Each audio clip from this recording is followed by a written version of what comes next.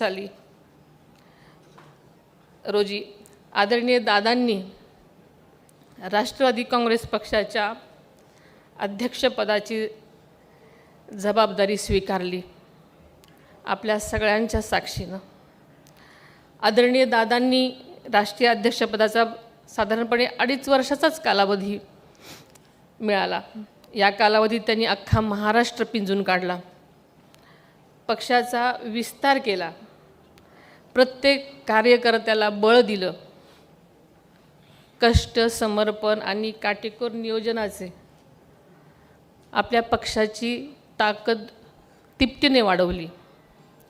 आदरणीय दादांच्या या अध्यक्षपदाच्या राष्ट्रीय अध्यक्षपदाच्या कालावधीमध्ये लोकसभा, महाराष्ट्राची विधानसभा, अरुणाचल प्रदेश, दिल्ली, जम्मू काश्मीर, बिहार या राज्यातल्या विधानसभा, महाराष्ट्रातल्या महानगरपालिका, नगरपालिका, जिल्हा परिषद, पंचायत समितीच्या निवडणुका आणि या सगळ्या कालावधीमध्ये आपल्याला सगळ्यांना माहिती आहे की या संबंध कालखंडामध्ये अनेक संकट आली, अनेक तांत्रिक अडचणी आल्या।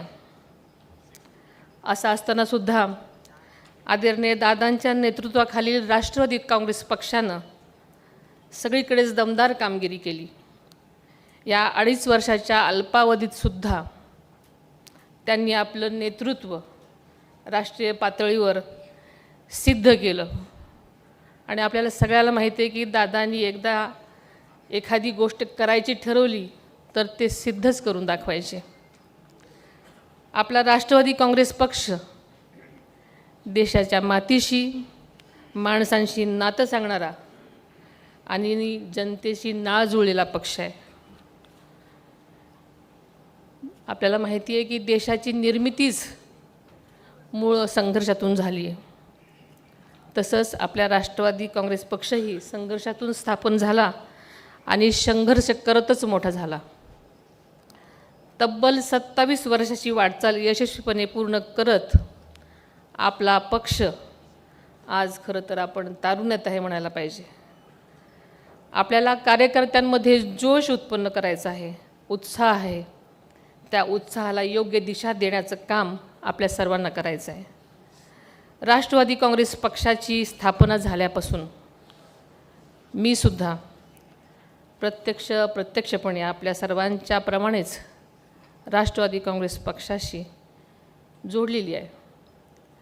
राजकारण आणि समाजकारण करताना माझ्यासाठी सगळं काही नवं नव्हतं। आदरणीय दादांसारख्या वादळासोबत मी 40 वर्ष संसार केलेला आहे।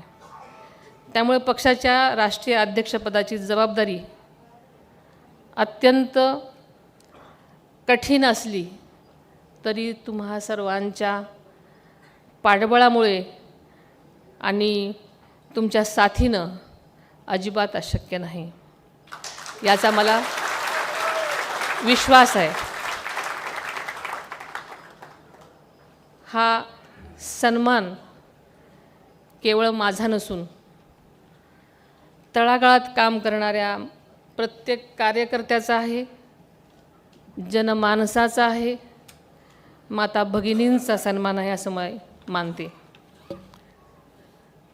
आदरणीय दादांनी आयुष्यभर शिवशाहू फुले आंबेडकर यांचा विचार जपला, याची जाणीव आपल्या सगळ्यांना आहे।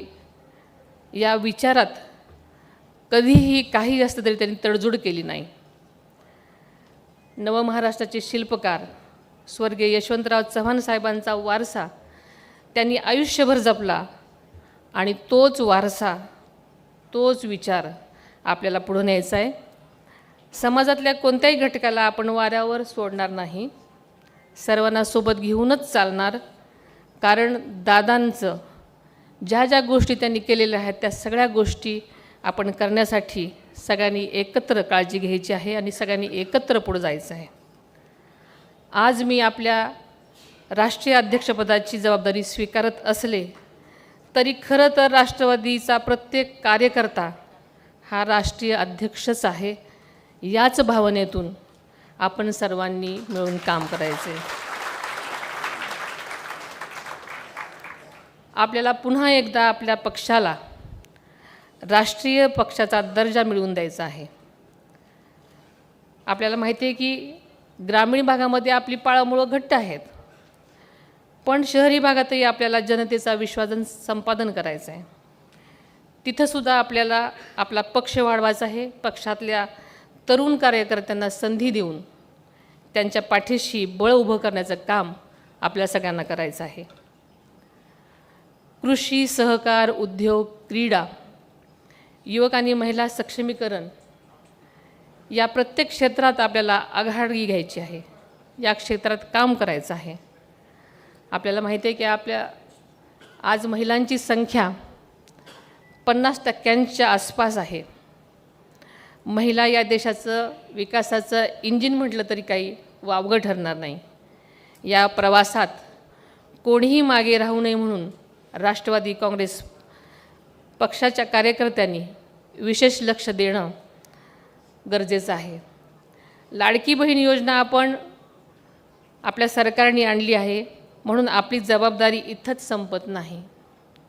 महिला सक्षमीकरण, आर्थिक सबलीकरण आणि प्रशासनामध्ये त्याचा सहभाग वाढावा यासाठी आपला पक्ष म्हणून विशेष काम आपल्या सर्वांनाच करावं लागेल.